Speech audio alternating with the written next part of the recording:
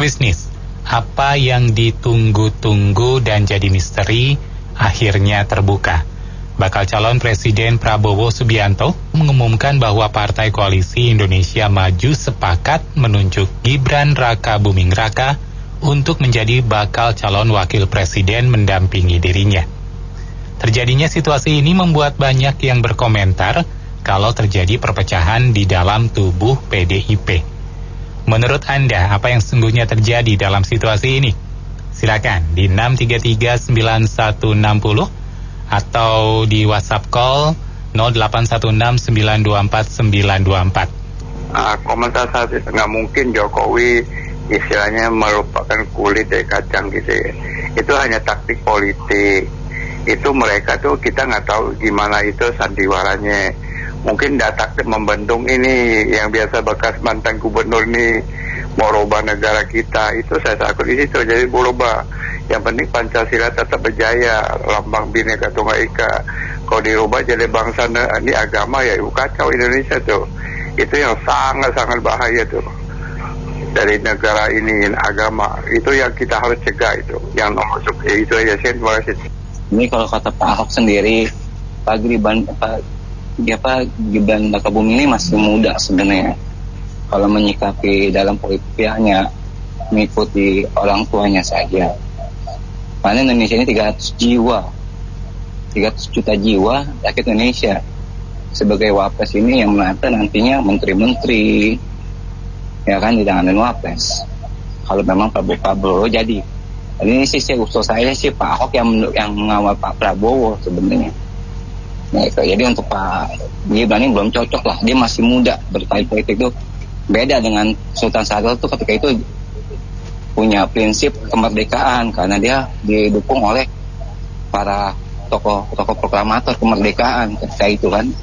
Dan dia merasa perjuangan di Sumatera. Sultan Syahrir 37 tahun jelas. Udah internasional. Kalau Gibran ini masih wali kota. Kalau menurut saya prinsip Ahok aja lah. Oke. Ya, kemarin kan baru Pak Jokowi ingin cawe-cawe gitu ya dalam pemilihan calon presiden ini untuk memastikan bahwa program-program yang beliau masih belum selesai itu akan diselesaikan, akan diteruskan oleh penerusnya gitu kan. Nah, tapi sekarang beliau melihat ada kesempatan yang lebih baik lagi gitu kan. Jadi ada orang yang program-programnya ini bisa diteruskan, yang bisa meneruskan program-program, dan yang kedua juga bisa dititipin anaknya gitu kan. Nah, ini kan kesempatan yang dua-duanya kena gitu. Jadi ya begitulah yang sekarang yang terjadi gitu. Terima kasih. Kalau saya pikir gini, itu Gibran itu sakit hati terhadap pimpinan PDIP karena dia sering dilecehkan, sering dihina. Awalnya dengan Pandana Baban, dibilang anak ingusan lah, apalah bapaknya juga dikata-katain. Kalau tidak ada PDIP dia nggak akan menjadi presiden. Itu menyakiti dia, menyakiti Gibran, dan juga menyakiti Jokowi. Dengan cara begini Jokowi jadi marah, dengan terus dimajukan si Gibran. Itu awalnya tuh. Jadi omong tuh jangan sembarangan. Omong tuh nggak boleh karena tuh harimau, ya mulutmu lah harimaumu. Itu saya pikir itu yang menjadi masalah karena dia udah merasa tersinggung dengan pernyataan Gibran. Gibran itu anak ingusan, terus presiden itu adalah pelangap pelongo. Kalau dia ada PDIP, lu jangan jadi presiden. Itu inti permasalahan yang sebenarnya. Ya Bang Haji. Kayaknya PDI yang nggak pecah, yang pecah Jokowi kali sama PSI. Kalau PDI biasa solid lah, dia makin teruji mana emas mana ubi. Itu namanya nggak tahu diri. Coba barangin aja dari wali kota 10 tahun, jadi presiden 10 tahun, terus PDI ditinggalin, itu namanya pengkhianat. Jadi kepercayaan dunia kepada Indonesia ini jadi bagaimana? Makanya kan dolar dia sekarang udah mau 16.000. Yang menjadi beban masyarakat juga, ternyata jadi presiden itu enak, makanya anaknya juga mau dinaikin. Saya dulu pro Jokowi, Sekarang itu saya sangat kecewa. Apapun dia jangan mengedepankan birahi kekuasaan dia. Ini kan namanya kayak pemufakatan jahat. Nggak baik begitu, bangsa ini dididik dengan baik. Tadinya kita pikir pelengok ikhlas, nggak taunya Brutus. Terima kasih. I love Jokowi, I love Gibran Rakabuming Raka. Muda, harus kreatif dan inovatif, harus melek teknologi, harus memiliki kecepatan. Dan semuanya ini dibutuhkan dalam kepemimpinan waktu negara saat ini. Kalau Muhaimin Iskandar dan Mahfud MD, apakah mudah? Tidak mudah. Keduanya sudah punya memakai gigi palsu semua. Kalau makan bakpao, gigi palsunya ikut ke bakpaonya. Kalau makan kompiang nggak kuat Muhaimin Iskandar dan Pak Mahfud MD. Jadi sosok pemimpin muda di Selandia Baru usianya 34. Kemarin yang baru terpilih di Kongo itu usianya 36 tahun. Jadi Gibran Rakabuming Raka memang dibutuhkan saat ini. Partai adalah sebuah kendaraan, ya, hanya sebuah kendaraan. Jadi partai itu tidak punya otak untuk memikir. Partai itu kendaraan yang dikendalikan oleh orang. Nah, sekarang apa yang kita lihat terjadi, menurut saya bukan atau belum tentu adalah ini semua ambisi pribadi Pak Jokowi atau Boga. Belum tentu. Tapi saya masih percaya settingan ini semua yang kita lihat sekarang ini masih adalah settingan orang yang ingin Indonesia bisa melanjutkan semua prestasi Pak Jokowi dan Indonesia tetap bisa maju dengan di garis yang sudah lurus dan benar ini. Terima kasih. Ini itu PDIP harus bersyukur kadernya dipakai di mana-mana. Ya kan, yang kita benci jangan terlalu benci. Siapa nanti kinerjanya itu di luar dugaan kita, maksudnya lebih bagus dari sebelumnya. Yang senang juga nggak terlalu senang. Ya kan, siapa tahu nanti kita jadi kecewa. Ya biasa aja lah, yang menang dan kalah itu udah takdir dari Tuhan yang di atas sana. Terima kasih. Menurut saya setiap orang ya pengen meniti karir ya, setiap orang pengen maju. Kalau ada peluang mengapa tidak, begitu loh. Hanya ada yang mempromosikan atau enggak. Jadi menurut saya kesempatan tidak datang dua kali. Jadi saya yakin juga Pak Gibrannya ada penawaran, dia pasti juga pengen mencoba dong, menang atau kalah pasti coba. Dan itu kalau tiap partai kan punya kebijakan, tapi tiap orang kan pengen maju ya. Nah, mungkin dengan kendaraan yang lain banyak kok yang dari wakil rakyat yang pindah-pindah. Kalau kita jujur ya, dari wakil rakyat dari partai ini pindah ke sini, kita lihat aja kan banyak kan ya. Jadi ini bukan hal yang menurut saya hal yang biasa. Itu aja. Semoga Indonesia lebih baik. Yang penting itu semakin maju dan bebas dari korupsi. Sistemnya semakin bagus dengan orang muda. Semoga kita berharap Indonesia lebih baik. Itu aja. Terima kasih. I love Jokowi, I love Gibran Rakabuming Raka. Menurut saya ini adalah sebuah keniscayaan. Kalau kata Pak Tanadi Santoso, tidak bisa dipungkiri lagi. Kemajuan teknologi yang begitu dahsyatnya saat ini di dalam memilih kepemimpinan nasional maupun memilih kepemimpinan di daerah-daerah haruslah memiliki 4 kriteria. Apa saja kriteria itu? Yang ke-1 harus mudah, yang kedua harus kreatif dan inovatif, yang ketiga harus melek teknologi, yang keempat harus memiliki kecepatan. Dan kesemua 4 kriteria ini ada pada sosok Gibran Rakabuming Raka. Jadi menurut saya kalau kita bandingkan Gibran Rakabuming Raka dengan Anies Baswedan yang kerjanya hanya mendekam atau Ganjar Pranowo, semuanya kalah dengan Gibran Rakabuming Raka. Gibran Rakabuming Raka memiliki kesemuanya ini. dan kemajuan teknologi memang mengharuskan memilih pemimpin yang muda. Oke, baik. Memenuhi kriteria 4 kriteria ini. Terima kasih. Ya, saya pikir ini juga adalah kalau ngomong bisnis atau politik ya ini strategi ya Bu ya. Kalau kalau ngomong dedikasi keluarga Pak Jokowi, terutama Pak Jokowi sendiri, ini menurut saya adalah pemberian ya, hadiah pemberian terbesar bagi Indonesia. Ini saya lihat dari perspektif lain. Jadi kita berprasangka baik saja, positive thinking, karena pembangunan di Indonesia itu membutuhkan kedamaian ya, ketentraman, kepastian hukum. Oleh karena itu dengan majunya Mas Gibran itu membuat pasangan sebelah itu ya mungkin dia lebih damai, lebih tenang di dalam pemilu, lebih sportif, tidak terlalu yang seperti 2014-2019 lah.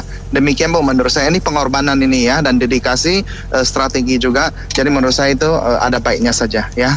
Saya mau kasih komentar, itu daya tarik dari Gibran itu memang bukan hanya muda ya, tetapi masih bisa dibentuk, masih bisa penyesuaian ya dari keadaan dunia internasional saat ini. Dan juga selain itu adalah Gibran ini yang pasti bukan ulama ya, dan itu bagus untuk wakil Indonesia tuh. Bukan ulama tuh sangat bagus ya, ketimbang yang lalu-lalu, apalagi yang sekarang itu bikin kacau semua tuh, unsur agama dicemplung-cemplungin, akhirnya jadi negara kita ini jadi nggak jelas nih, warnanya nggak jelas nih, Pancasilanya luntur ya, diluntur-lunturin, Undang-Undang Dasar 45-nya juga diluntur-lunturin. Itu benar-benar tidak adil. Itu selamat nih buat Pak Prabowo nih ya, milih Pak Gibran. Iya, saya menanggapi ya dari penelpon yang masuk tadi. Kan pertanyaannya kalau nggak salah narasinya adalah apakah ada perpecahan di PDI Perjuangan, itu kan Bu, benar? Nah iya, kalau ini fakta udah jelas, berarti memang hubungan Ibu Mega dengan Pak Jokowi memang sedang tidak baik-baik saja. Jadi ini akumulasi dari kerjasama selama 9 tahun ini. Di satu sisi kita bisa lihat dalam rapat-rapatnya PDIP banyak yang disampaikan oleh Ibu Megawati itu melukai hatinya Pak Jokowi. Namun yang satu sisi yang saya sayangkan adalah di akhir-akhir suksesi dari Pak Jokowi ini bermain tidak elegan, menempatkan anaknya yang belum waktunya, tanda kutip menurut saya. Jadi ini akhirnya balik lagi adalah masalah mulut. Jadi ya, ada pepatah Cina yang mengatakan ya, penyakit datang dari apa yang masuk ke mulut. Nah, masalah muncul dari apa yang keluar dari mulut. Jadi pernyataan-pernyataan seperti petugas partai, Pak Jokowi bukan apa-apa, ya itu walaupun ada kekecewaan, itu adalah hubungan dua orang negarawan ya, yang seharusnya tidak diumbar ke publik gitu loh. Jadi apa yang hari ini dipertontonkan balik-balik adalah ucapan yang kita pandang sebagai seorang negarawan, tapi akhirnya saling melukai gitu. Ya saya berharap kedepannya kita baik-baik sajalah ya PDI Perjuangan. Terima kasih. Ya menurut saya sih di Pak SBY juga pengen anaknya jadi presiden atau wakil presiden kan. Menurut saya sih wajar aja gitu loh. Cuman yang penting sekarang apakah nih entah di debat ini bisa mau kasih solusi. Sekarang kan yang di pemerintahan sekarang partainya mana, presidennya siapa.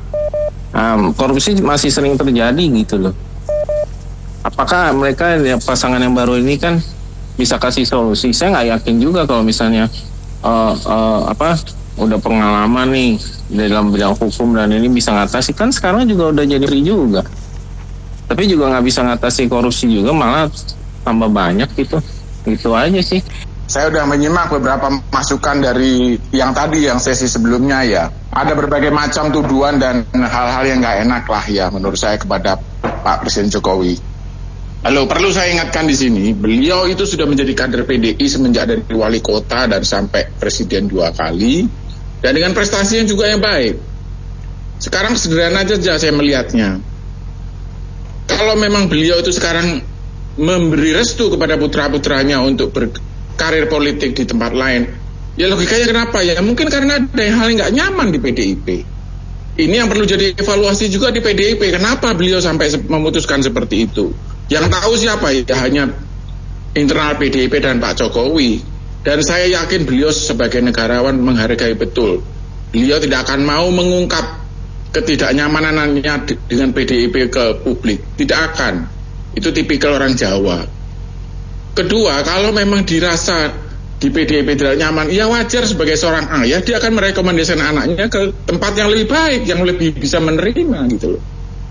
Terlepas bahwa ada tuduhan-tuduhan ataupun ada suara miring bahwa itu direkayasa, saya kira kok tidak. Kenapa?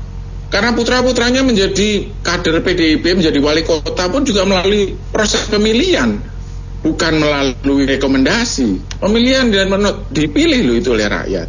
Jadi saya kira tidak usah dipolemikan kenapa antara PDIP dan Jokowi. Biar mereka, internal mereka yang sering tahu. Tapi sekarang rakyat memilih saja mana yang terbaik. Biar waktu yang membuktikan. Namun sebagai catatan, saya tidak yakin beliau juga akan diam saja. Sebagai seorang ayah, dia akan memberikan mentor terhadap putra-putranya yang berkarir politik. Apalagi dengan pengalaman beliau yang sangat berharga. Ya saya kira itu saja pendapat dari saya. Cukup sekian, terima kasih.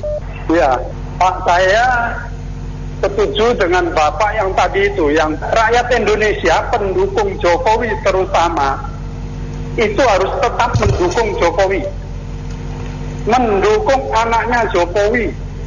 Karena apa? Jokowi ini yang berprestasi, nggak ada presiden sebelumnya yang sehebat Jokowi. Nggak mungkin dia mau menghancurkan Indonesia. Saya berani taruhan. Ya, dia dari awal sudah merangkak sampai atas. Pak Jokowi itu sampai jadi presiden yang luar biasa. Rakyat Indonesia harus tahu Pak Jokowi itu dihargai di seluruh dunia. Saya bukan tinggal di Indonesia. Saya tahu di dunia ini semua menghargai Jokowi.